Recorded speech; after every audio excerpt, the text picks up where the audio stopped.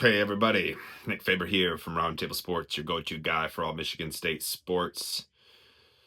Here to talk about the lowly 76-73 Minnesota Gophers win, Michigan State Spartans loss. This was ugly.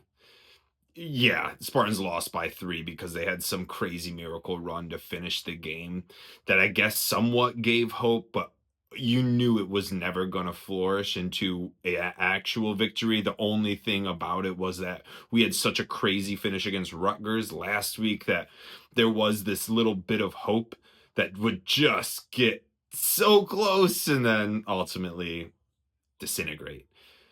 This was so ugly. First, we'll start with the good. That's Jordan Scott, first career start, finished with 15 points, a career high, looked every bit of a starter.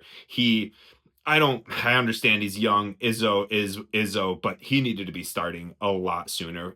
He's the only other person it seemed like on the team that could score. Trey Fort ended up doing great as well. So thank God he came off the bench and was able to score 12 points. But Jordan Scott really looked the part.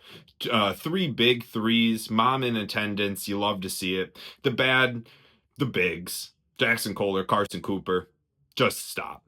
Cooper had 0 points today. And he put out a quote saying he'd hate to be Minnesota because of the intensity that the Spartans would be bringing to the Gophers, to the barn. No, 0 points. Kohler, who at one point shot 50% from 3, has cooled off dramatically under 20% now. 5 of 26 over the last 6 games. And then the ugly is the first half. Every game, the first half is atrocious for the past 2, 3, 4 weeks.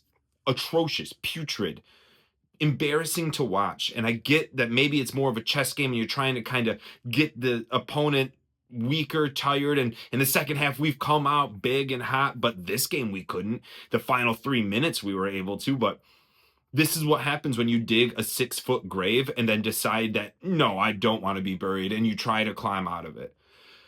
Finally caught up to them. Spartans drop, second game in a row.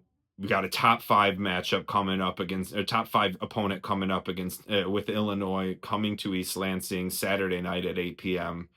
It's going to be crazy. Let's go green.